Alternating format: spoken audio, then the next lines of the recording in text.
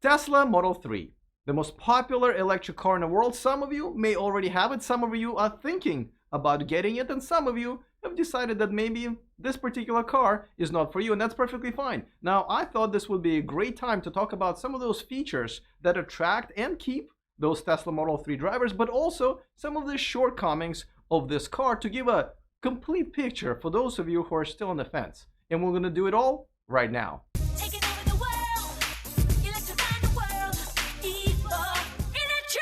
Welcome to E4 Electric, your #1 source of electric car scoop. If this is your first time here, that's okay. You can still redeem yourself simply by clicking on the subscribe button and a bell notification icon so you don't miss anything moving forward. Alright, so let's talk about the best features and some of the shortcomings of the Tesla Model 3, but here's the problem. I don't have one, so I'm probably not the best guy to talk about it. However, you know who does? The InsideEVs contributor Tom Moloughney. Not only he has one, he had one for a while, so he got to know this car pretty well, and I believe he's one of the best electric car reviewers out there, period. So let's talk to Tom right now. All right, Tom, so as I mentioned in my intro, you were the last person who I thought would buy a Tesla in general, but you did. You owned it for a year. So before we go into your likes and dislikes, which I'm really curious to know, what made you actually go for it? Yeah, so first of all, don't make me sound like I'm a Tesla hater. I was never a Tesla hater, but what I did always kind of promote and talk about was what a lot of the other companies were doing. I wasn't one of the people that said, everything but a Tesla sucks. Even though some of the cars did suck, I tried to say, encourage other auto manufacturers to keep putting out the best products that they could. So yeah, last year when I was kind of deciding what to get, I really kicked around a Kia Niro EV for a while. I came close to getting one, but you know what? The Model 3 really just was better in most regards, and it just won me over. And I finally said, you know what? There's no use putting this off. Let's join the Tesla family. All right, and I know you overall enjoy driving it, but just like with everything, there are, pros and cons. And you've been very fair, I think, in all of your car reviews, no matter which car you reviewed over the last decade, really. So I'm curious to know, let's start with your likes. We're going to go with top 5 likes and top 5 dislikes. Let's talk about the likes. Top 5. Sure. So, first off, I'd be remiss if I didn't talk about the performance.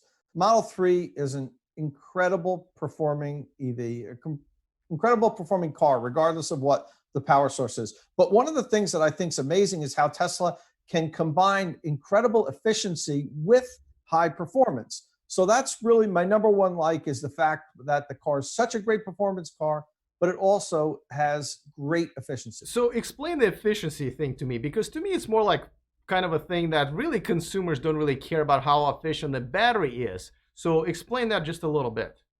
Well, efficiency affects a lot of things. #1, it'll cost you less to power the car, but I can understand where you might say, well, Tesla owners don't care if they're spending, $20 a week or $22 a week on electric because it's relatively inexpensive. But you have to remember, efficiency also affects charging times. So if you're on a long trip and the car's less efficient, you're using more of the battery. So now you're stuck at a charger longer. So it really improves the whole ownership experience if a car is more efficient. It's not just about saving money, it's also about less time needing to be plugged in. All right, fair enough. #2. So I guess then I'd go with autopilot and safety features. Now let me just clear something up, because I know, so there's 2 things. One is autopilot, which comes for free with a car, and there's a full self-driving package that you would have to pay, $7,000 for. Which one did you decide on, and why? So I just had the regular autopilot. I didn't go for full self-driving. I just didn't feel like, quite honestly, giving Tesla a $7,000 loan until they decided to push this thing out.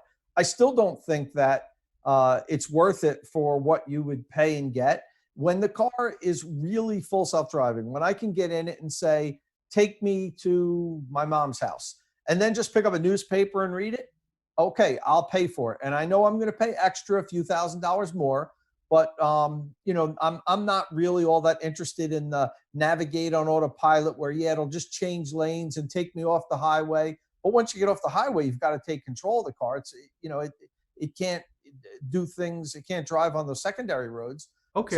to So, me, where it's sorry. at now, it's just not worth it. Okay, but what you do have is the autopilot that came with the car. What are the features that you enjoy there, since it's top 5 pick for you? On long trips, it really handles the highway driving really well. And the other safety features like the lane assist and brake assist, they work really well in the Tesla. I've had other cars with these features, and some of them worked okay. It seems to me that the Tesla stepped it up a little bit of a notch, a little bit ahead of what I've had on the other cars that I've driven. So I got to give Tesla good marks for that. The automatic safety features are really, really implemented well. All right, let's move on to number 3. Sure. So now you got to go with Tesla Cam and Sentry Mode recordings. To me, it's fantastic to have that recorded all the time. When I'm not around the car to record it, it records other things. I just did a post on InsideEVs where someone's neighbor's laptop was stolen out of their driveway, but the owner's Tesla caught it and recorded and got the person's, what they look like and everything. So it's just really great that it's there, and it's always happening. I don't have to think about it.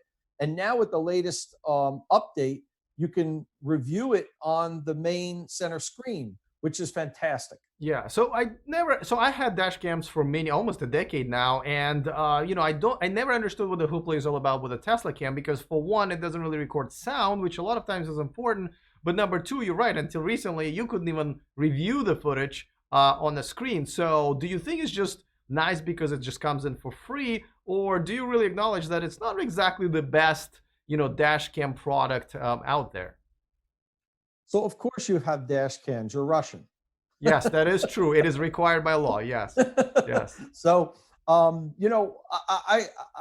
many cameras would you have to record all around the car, the sides and everything? I have two. I only have two, so it's front and back, where most of the You're not things getting usually anything happen. on the side of your car, right? No, no, no. Okay, and you've got to hook them up. It's Yeah. Tesla. It's just there. Comes with the car. You don't have to think about it. And now you don't have to delete files like you had to when I first got it for Sentry Mode. Now it overwrites everything. And you know what? When I get in the car and it says 2 Sentry Mode events happened, I can pull it up on the screen instantly and say, oh, look, it was just a dog walking by my car. Or I could say, oh, wow, that guy swung his door open and whacked my car. So, it just works. Is it worlds better than your dash cams? No, but it's integrated and it works. So I'm very happy with it. All right, fair enough. Let's move on to number 4. Okay. I'm going to talk about the Supercharger Network. Now, I know that's not part of my Model 3, but it comes with the car. It's an extended feature. And while the other networks, say like Electrify America, are getting much better. I just drove from New Jersey to North Carolina in a Mini Cooper SE, 110-mile car. I was able to do a 450-mile drive with very little inconvenience. That network is getting really good. It's still not at the Supercharger level. Having the Supercharger network out there, I feel like I can go anywhere and not even think about it. I don't even have to plan my route ahead of time. I could just head on my way, and the Superchargers will be there. Would you agree with those people who say, which I used to be one of them, is that supercharging network is actually best feature of any Tesla? It could be, especially for somebody new to electric cars that don't want to have to figure out charging and get plug share and charge point and just kind of figure out, where do I go, and does this connect or work with my car, and what happens when I pull up and the one station isn't working. So what Supercharger Network does is it enables people that would have very bad experiences with their first electric car. It makes their first experience a good experience. And that really helps the Tesla brand. All right, last but not least, number 5. Okay, how can I not say the OTA updates? Over-the-air updates. Yep, over-the-air updates. I just mentioned that just a week and a half ago, I got the new Sentry Mode update where now I can view the files right from the car. What other car just keeps getting better the longer you have it? It's really something that we're going to see across automotive brands, but we'll have to thank Tesla for dragging everybody to the point where they have to start doing this. Yeah, the only thing is I do have to say is that, like when I had my Tesla, one of the updates, actually there were a few updates that made things actually worse. For example, when I had the Autopilot 1.0, we didn't have to put the hands on the wheel and keep our eyes on the road. And one of the over-the-air update improvements have came through and we lost that. So it's not always an improvement, but it overall, it moves everything forward. Well, it's an improvement if it saved your life. Tesla needed to add that, in my opinion. The car's not ready for people to just sit in it and let it go where it wants to go without paying attention and your hands on the wheel. That's my opinion. But just because it's over the air doesn't mean that another automaker can't do that to you. When I had my BMW i3, for instance, when we brought the cars in for service, we got software updates that we didn't want. One of them early on actually lowered the power on the i3. Now, it didn't cut your total overall power, but what it did was it toned down the power off the line because the BMW motor shafts were tearing apart because of the torque.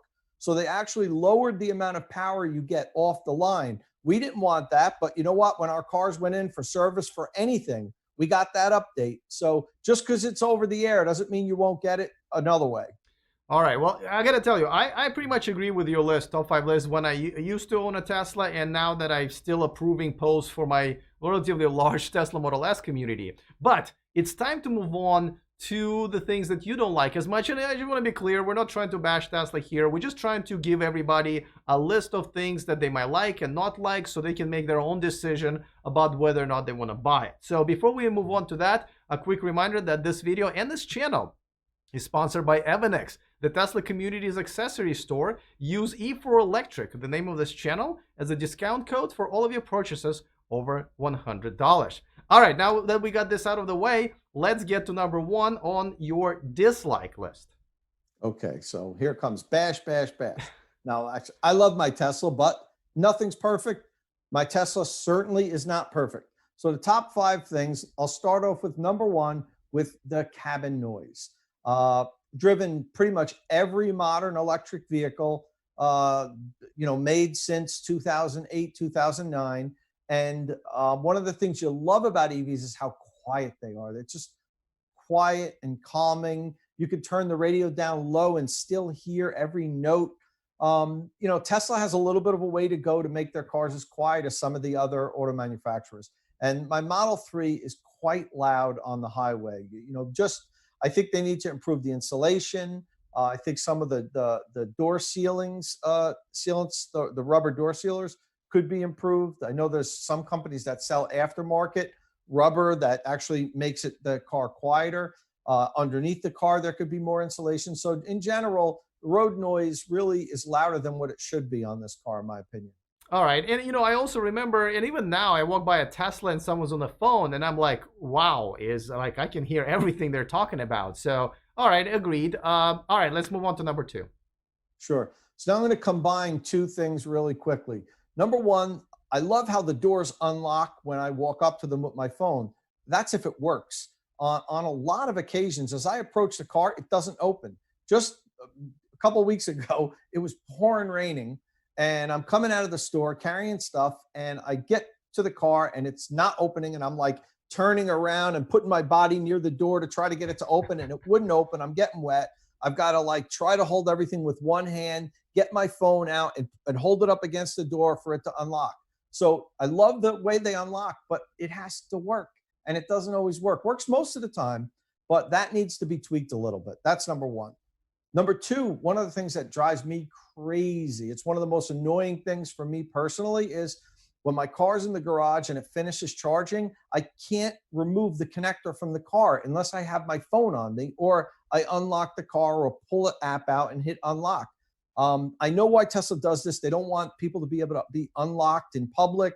They don't want somebody to be able to steal your connector if you're charging with a J1772. They want that locked to the car. I get it.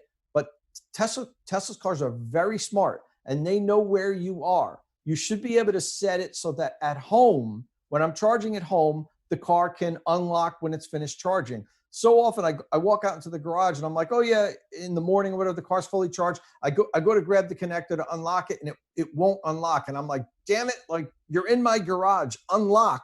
It's the only electric car that I've had that won't unlock when it's finished charging. And it's just really annoying to me.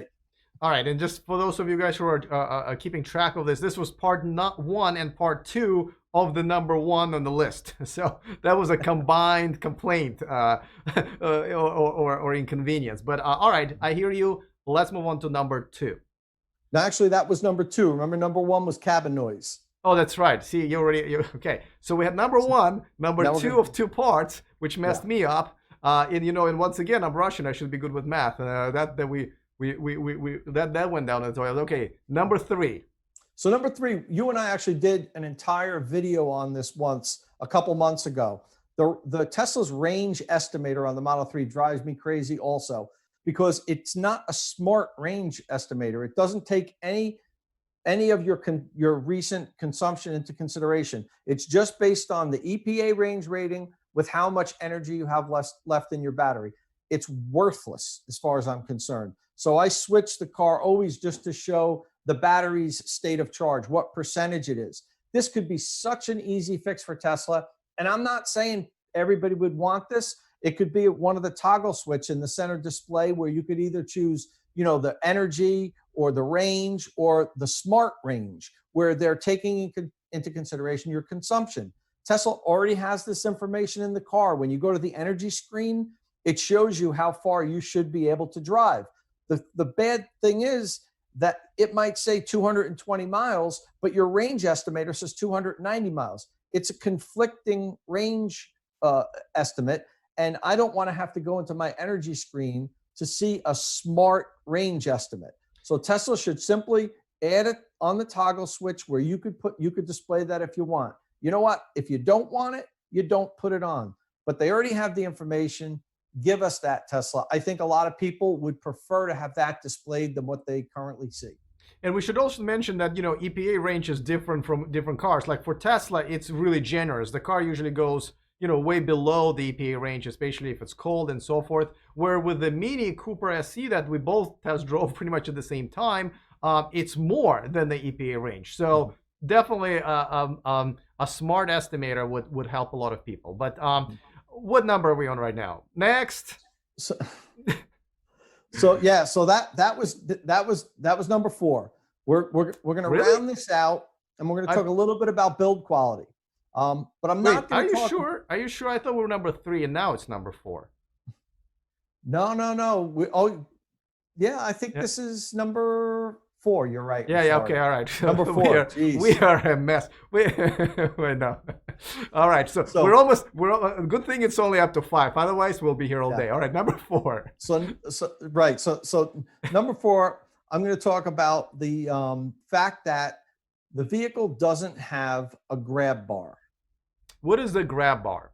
So a grab bar for the passenger side usually will be right above where the passenger sits. I've had so many of my passengers have complained to me that there's nothing for them to hold. My dad in particular, my dad's 83, and the car's kind of low for a sedan. He uses the grab bar when he's getting into the car. He'll grab it with his left hand and lower himself into a car. And with this, there's nothing for him to hold on to. He kind of has to lean in and then just almost fall into the seat. So, and it's like I said, not just for my dad. I take a lot of people in my Tesla to expose them to Tesla. So many people know me as the electric car guy. And, I always tell people, whenever you want to go for a ride in any of my electric cars, just find me and I'll let you drive it. We'll go for a ride. So I give a lot of test drives, and so many people have said wow, there's no grab bar here. That's kind of odd. So it's something that's very low cost, and I think people would appreciate it. So that's kind of a complaint of mine. It might be a minor complaint, but I really think that should have been integrated into the car. All right, so now we're at the bottom of our list, and I believe it's number five. Sure. So number five, and this is something that I know we've heard a lot of people complain about, but I have a little bit of a different angle on it. I'm going to talk about build quality a little bit.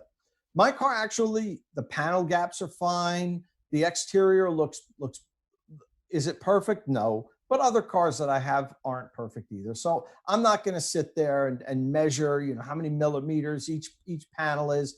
I'm totally fine with that. It looks great. What bothers me a little bit is some of the interior build.